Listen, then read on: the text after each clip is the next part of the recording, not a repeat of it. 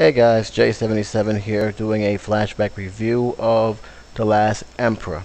Now I'm going to be very straight up forward with you guys. This is one movie that's going to be very difficult to describe, so I'm going to do it as much as briefly as possible because to be honest with you, it's one of those movies that, just telling you what it was about doesn't do it much justice. This film was released in 1987. It was done in with extensive care, and it was pretty much one of the best films of the year, and in my opinion, one of the 50's greatest films of all time. This film was nominated for won 9 awards, including Best Picture, and it deserved every award it got. Let me just give you a quick brief of this film. This movie was about a young emperor who came into power through her grandmother, the Empress. And this is told in flashbacks, by the way. And what ended up happening was he ended up going to the Forbidden City. He met the Empress before, because she was dying and she needed an heir. And she officially made him the heir just before she died. She died very, very quickly after that. And throughout that film, we begin to get more and more interested into the character. The character grows up in this Forbidden City, and throughout his trials and tribulations, he's understanding that the benefits of being an emperor, as well as the consequences that he must sacrifice in maintaining that power. The film is told in flashbacks. It's told by the older emperor who is already been dethroned, pretty much put in exile, only to be captured by the then Soviet Union at that time, and he has been placed in a political prison camp, awaiting his trials. During that time, he attempted suicide, and it caused him to pass out. Where we had the first sequence in Dream, where he became in power. There were other sequences where he is, growing.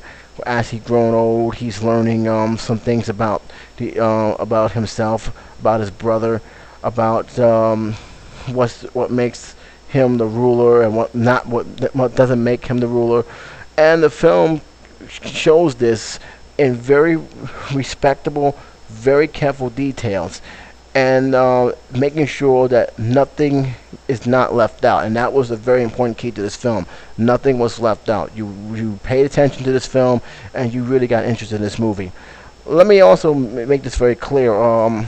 There's a lot of things that also happened here that was very important, and caught my attention big time. He was the emperor, but yet he wasn't the emperor. Throughout this whole time, he was more of a prisoner of his own home. When he was growing young, he was isolated in the Forbidden City. The city became his own kingdom, but it also became his own prison. The simple fact is that he didn't know what was going on in the outside world. As he got older, he began to realize that there was stuff going on that was not in his power. Even some of his servants have told the other prince about the situation, saying that you're really only an emperor within the kingdom, but outside they had a president, they had their own republic. The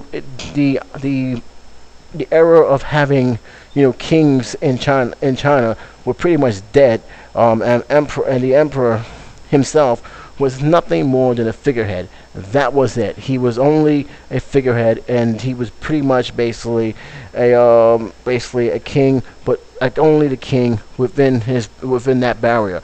He tried a couple times to leave the Forbidden City, and they simply won't let him.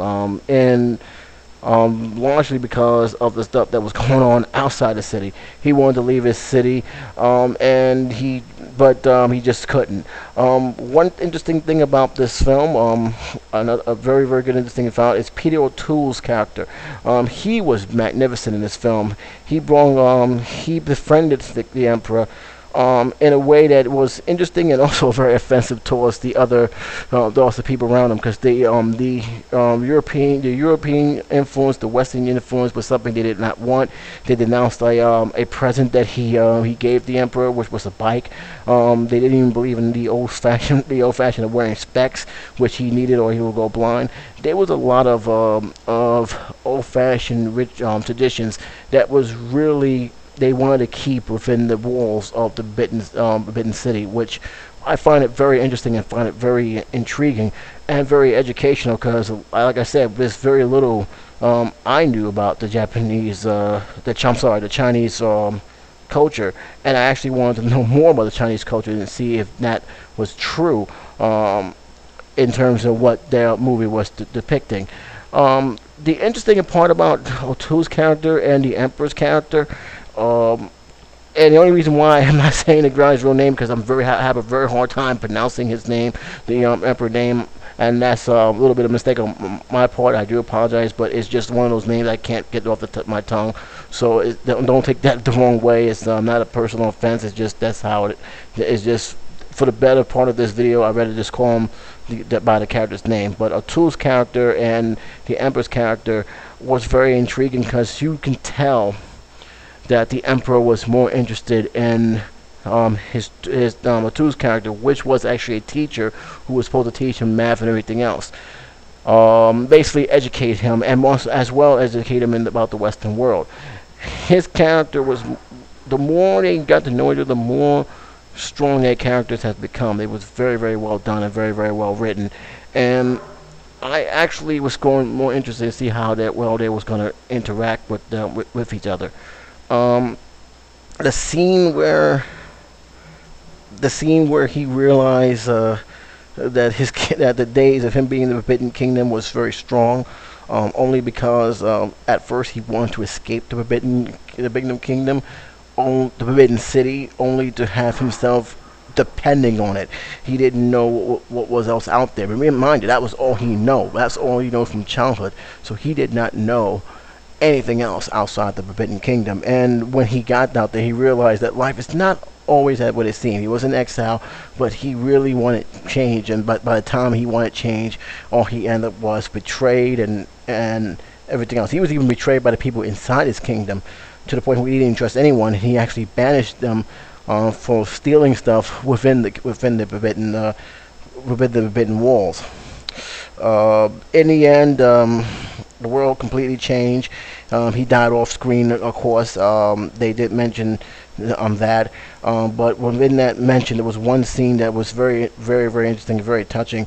There was a cricket. He got a cricket from one of the royal servants that he had kept, and he went to back to the Forbidden City, which is now a tourist site, and he went there. And a kid who was actually one of the guards was telling he needs to get off, and he gave him the cricket. He opened it. That cricket was still alive, which I find it very interesting. That same cricket he gave him since he was a kid was still alive, and he still had it with him at that time. But when the kid wanted to talk to him, he was gone. I find that very interesting, and whether or not he was the ghost of the emperor, or was that he just disappeared. They never really went into too much details with that. I'm gonna tell you right now, there's really nothing.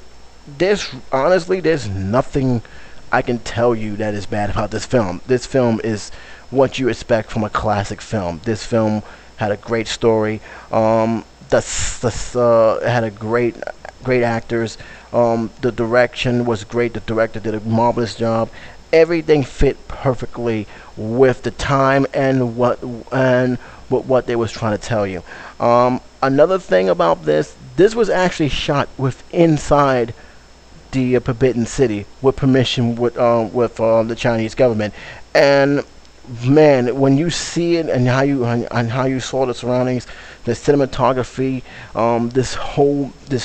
this beautiful architect of this city was fantastic. I really, really thought that really helped the film a lot. And most importantly, they did justice to what they were supposed to, to the Last Emperor's biography, which was that movie was based on. They really did it justice, and I think they really did a magnificent job putting this in film. Honestly, when I saw this, because I saw this in as a school movie, they showed it to us as something of of appreciation for good hard work, and they showed that movie. And I gotta tell you, there was not many people was not complaining about it. It was that good. I will say this though, this is a 4-star film. But I will say one thing, and it's not a knock on the film. This film is rated PG-13, okay? But I would not recommend you to let your kids watch it unless you are watching it with them. This film is really suitable for someone who is 15 or 16. So don't let the PG-13 fool you. It is an educational film, and but it's also a very adult-themed film. There's a lot of stuff that goes on. A lot of uncomfortable stuff like nudity, the nudity scenes. There are some suggested themes that a young kid from 13 down would not understand. I'm just keeping it real with that. This is a film that is for pretty much mature audiences, and if you're going to let your kids see this movie, watch it with them. And be prepared to answer a lot of questions. This is a film, like I said, it's not an action film.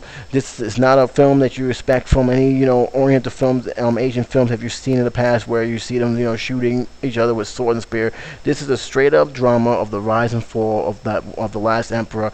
It is set as a drama, but it's also done so well. Again, this is a film that for mature audiences, if you're going to rent this, you have to rent it with mind that this is for a film for ages 16 and up. The only reason why this film did not get an R rating, the only reason why, because there really wasn't no foul languages, and some of the scenes, although there were nudity, it was kept pretty much in check. It was not, full-blown nudity. It was just partial nudity, breastfeeding, for example. That's when you see it.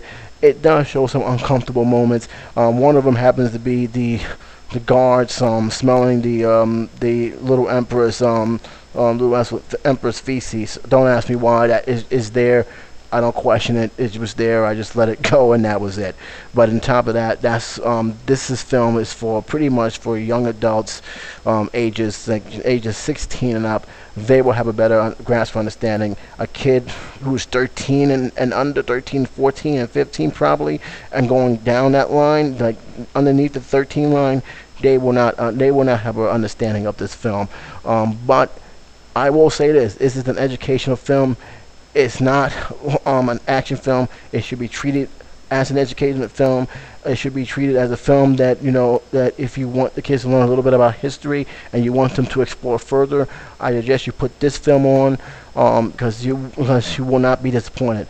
That's pretty much it for this review. I hope you take this film into consideration.